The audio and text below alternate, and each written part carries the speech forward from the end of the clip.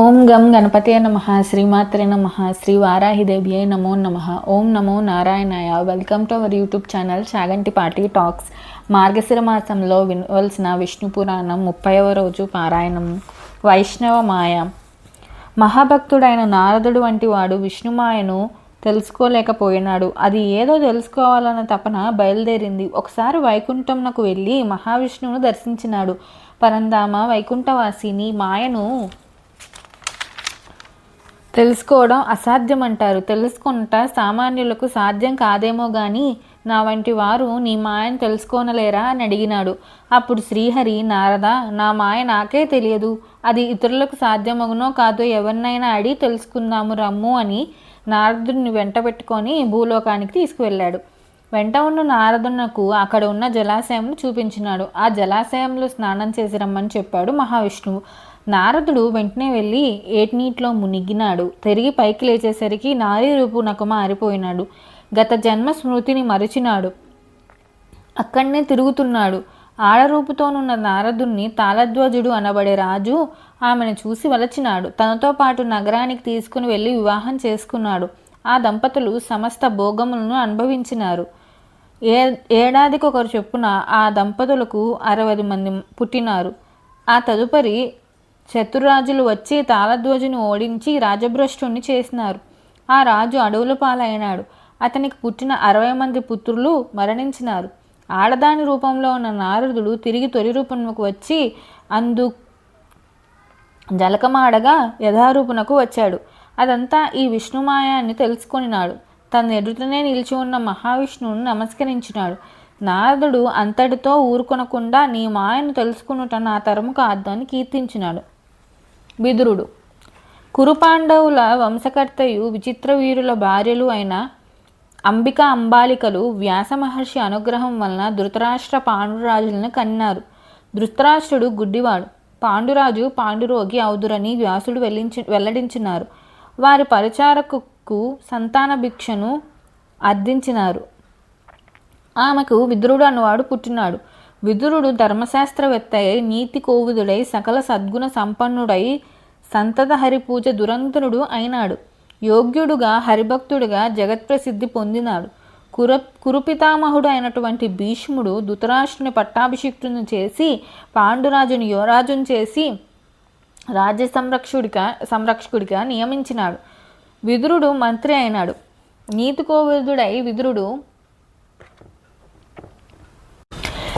కోవిదుడైన విదురుడు రాజ్య వ్యవహారాల యందు తగు జాగ్రత్తగా వ్యవహరించుచు జపతపాదాలు మిన్నయై విష్ణుభక్తుడుగా జితేంద్రుడిగా సాత్విక జీవనమును గడుపుచుండెను. సాధుజన సమారాధన, హరిభక్తుల సేవ, విష్ణు కథా శ్రవణం విదురునకు ఆసక్తిదాయకమైన నిత్యకృత్యాలు అయినవి. పాండురాజు మరణించడంతో రాజ్యాంగ కార్యక్రమముల యందు ధృతరాష్ట్రునకు మరింతగా తోడ్పడవలసిన కార్యభారం విదురుని మీద పడింది. ధృతరాష్ట్రుని సుతులైన కౌరవులు పాండునందనులకు పాండవులు రాజ్యభాగమునకు గాను తగువుల వాడుకున్న సమయమునందు విదురుని ధర్మబోధనను అతని ధర్మ మార్గమునకు తార్కాణములు. కురుపాండవులకు సంధి చేయవచ్చిన శ్రీకృష్ణుని తమ ఇంట ఆతిథ్యం పొందవలసినదిగా కోరగా పాండవ పక్షపాతి అయిన తను పాండవ విరోధుల ఇంట ఆతిథ్యము తీసుకొనటం మంచిది కాదని ఇరుపక్షములందును సమానమైన భావన కలిగిన విదురుని ఇంట భుజించుట మంచిదని చెప్పి విదురుని ఇంట ఆతిథ్యంను అంగీకరించినాడు. విష్ణుభక్తుడైన విదురుడు సాక్షాత్తు కృష్ణ పరమాత్మ తనకు తానే తమ ఇంటికి ఆతిథ్యమునకు రావడం ఆనందదాయకమైంది. పంచభక్ష పరమాన్నములను పెట్టి చందన తాంబూదాదులను ఇచ్చి ఆనందించినాడు.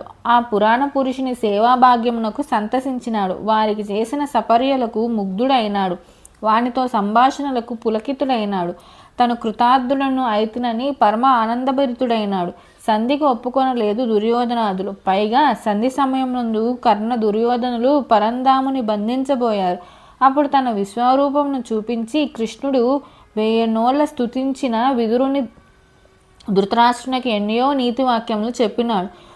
ధృతరాష్ట్రుని దాయాదుల నడుమ ఈ విధమైన వైషమ్యాలు ప్రోత్సాహదాయకములు కావు అని పాండుసుతులు పాలు వారికిచ్చి ఉభయపక్షముల మధ్యన సఖ్యత సమకూర్చుట శ్రేయోదాయకమైన కర్తవ్యమని గతంలోనే నేను ఎన్నో విధాలా అంటిని. ఇంకనూ సమయం మించిపోలేదు. పాండవులను చులకన తలుచుచుంటివేమో. సకల చరాచర రక్షకుడగు శ్రీ మహావిష్ణువు యొక్క అవతారమే కృష్ణ పరమాత్ముడు. అంతటి జగద్రక్షకుడు పాండవులను నీ కుమారులే జయించగలరని తలుచుచుంటివేమో. అది జరగదు అని నా మనంబు చెప్పుచుండినది. బంధుక్షేమును గూర్చి పోరును పోసగనీయకము. నీ కుమారులని ఎంతటి వీరులైనప్పటికీ పాండవుల చేతిలో ఓటమి ఖాయం అని విదురుడు చెప్పెను. విదురుని బోధనను నచ్చని దుర్యోధనుడు ఆగ్రహించినాడు. విదురుని రాజ్యం నుండి వెలవేసినాడు. విధికృతమునకు విదురుడు జంకలేదు. విదురుడు నగరము వదిలి రాజ్యమునందలి పుణ్యక్షేత్రములు సేవించుచుండగా దివ్యక్షేత్రముల యందు తిరుగాడుతూ కృష్ణ భక్తుడు తనకు అనంగమిత్రుడైన ఉద్ధవుని కలుసుకొని అతని ఆశ్రయం నందే ఉండి హరిధ్యాన నిమగ్నుడై జగత్తునే మరిచినాడు. కురుక్షేత్ర యుద్ధం ముగిసింది. అప్పుడు విదురుడు ధృతరాష్ట్రుని వద్దకు జనినాడు. అతనిని అనేక విధముల ఓదార్చినాడు. రణమున హతులైన నీ పుత్రులు స్వర్గసౌఖ్యములు సక్కులు కదా, ఇంకలేమి మీకు ఈ విచారము? చావడం బ్రతకడం జగన్నాటక ధర్మములు, తనువులు అశాశ్వతములు. మనుషులు చేయి పనులు మొనర్చు పనులు ఈశ్వరేచ్ఛవలనే జరుగును కదా.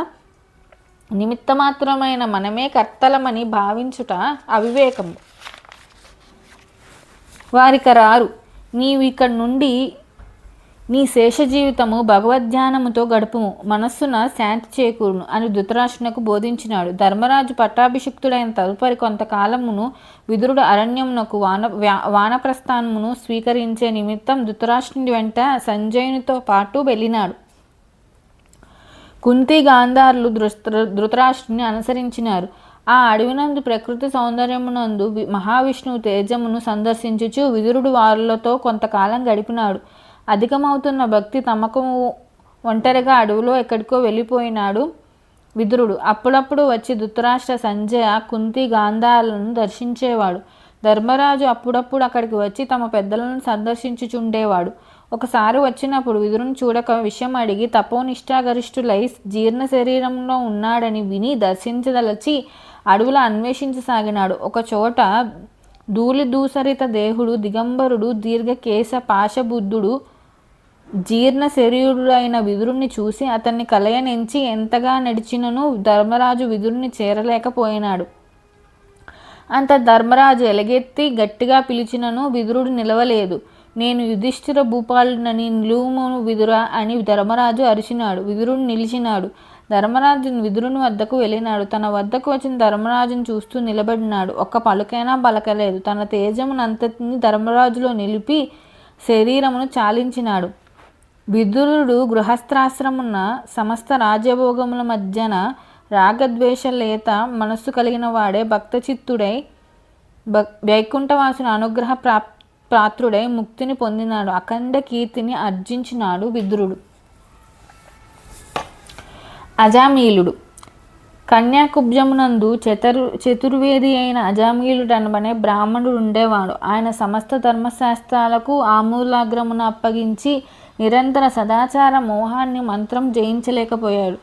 భగవంతుని దర్శనమునకు గాను ఫలపుష్పాలను సేకరించుకొని పురసమీప వనమునకు పోచుండెను. అతని సమీపం వనమునకు వెడుతున్నాడు. ఆ విధంగా వెళ్చున్న అజామీలుడు ఒక బోయపిల్లను చూసి మరలుకొన్నాడు. ఆ కాంత అందచందాలకు ఆనందపడి ఆమె లేని బతుకు నిరర్ధకమని తలచినాడు. ఆమెను కోరుతున్న మనసును నిగ్రహించుకోలేకపోయినాడు. ఏది ఏమైనా తను ఆమెను పొందాలన్న తలంపుతో ఆ సౌందర్యవతి అజామీలుని వెంట తిరగసాగినది. అంతేకాకుండా ఆమె అజామీలుని తన వెంట తిప్పుకొనసాగినది. అతన్ని తిరిగి నగరమునకు వెళ్ళనీయలేదు. ఆమె అతన్ని సైగ చేయడం మొదలుపెట్టింది. అతను ఆమె సైగలు చేస్తున్నాడు. ఏమైనా అజామీలుని ఆమెను ఆకర్షించినాడు. ఆమెను విడిచి వెళ్ళలేని స్థితి ఏర్పడింది. ఒకరి వెంట మరొకరు విడవకుండా తిరుగుతున్నారు. అజామీలుడుకు ఆచార వ్యవహారంలో నశించినాయి. పూజలు వదిలేశాడు. వేట మధుపానము అలవాటైనాయి. అయినా అగ్నిసాక్షిగా పెళ్లాడిన భార్యను మర్చిపోయినాడు. అతను పూర్తిగా కామ్నీలోలుడు అయినాడు. అతి దుర్మార్గుడై తిరుగుతున్నాడు. క్రమేపీ అజామీలునకు ఆ బోయకాంతకు అక్రమ సంబంధం ఏర్పడినది. ఆ ఇరువురికి ఎందరో కుమారులు కలిగినారు. వారిలో చివరి కుమారునకు అనుకోకుండా నారాయణుడు అని పేరు పెట్టినాడు.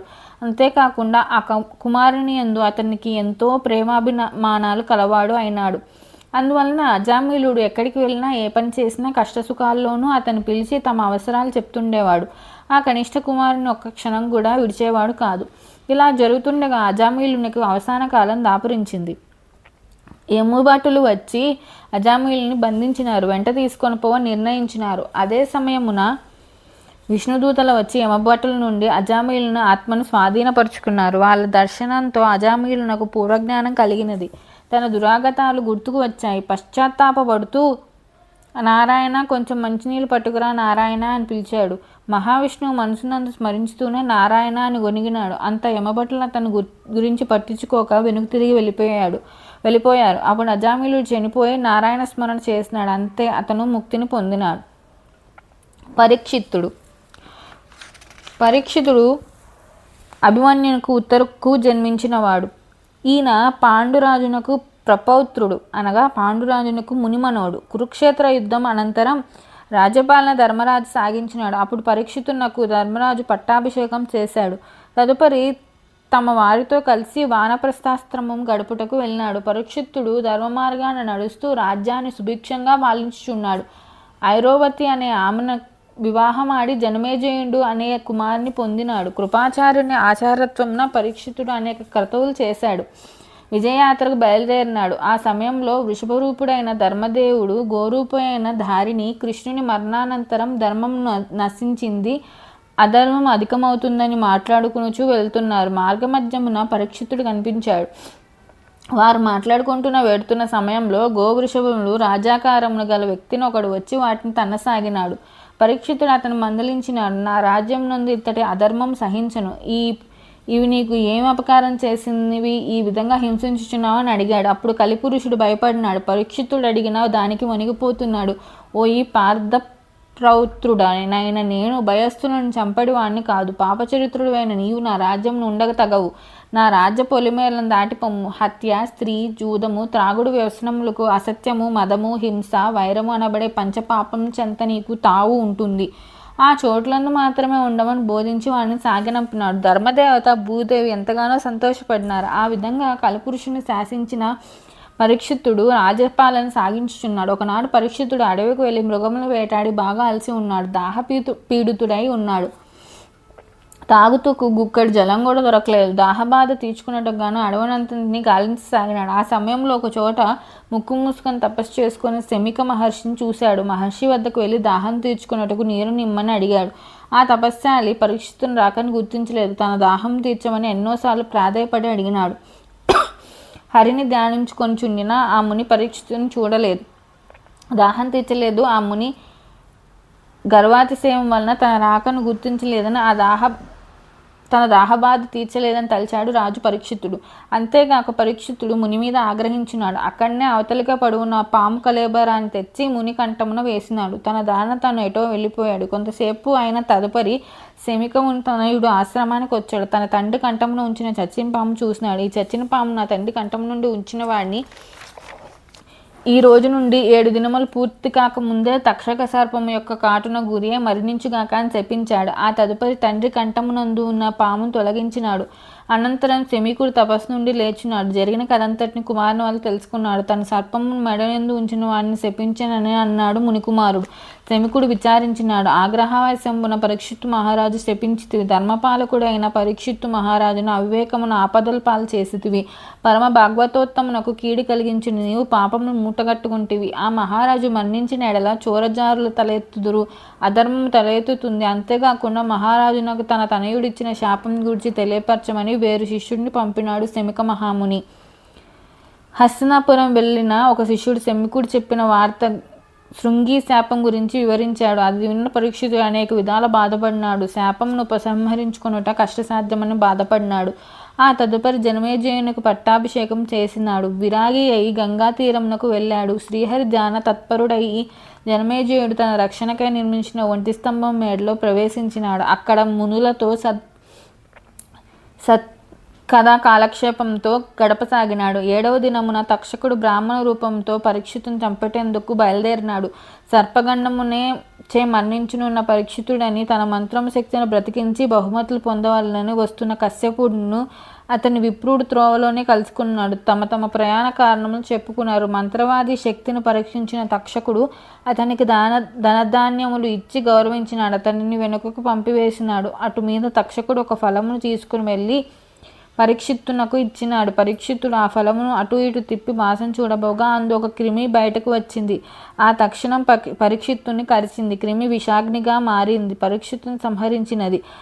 ఆపదయందు సత్సంగము సద్గోష్ఠి కలిగి హరిభక్తిని మరవకుండా ధ్యానించుతూనే మరణించినాడు. పరీక్షిత్తు మహారాజు వైకుంఠ ప్రాప్తిని పొందినాడు. ఆ విధంగా పరీక్షిత్తుడు తరించినాడు. శ్రీ విష్ణు పురాణం సమాప్తం. నా వీడియో మీకు నచ్చినట్లయితే లైక్ చేయండి. అలానే మీ శ్రేయోభిలాషులందరికీ షేర్ చేయండి. మరిన్ని ఇలాంటి వీడియోల కోసం మా ఛానల్ని సబ్స్క్రైబ్ చేసుకోండి. Please subscribe our channel. Thank you. Om నమో నారాయణాయ.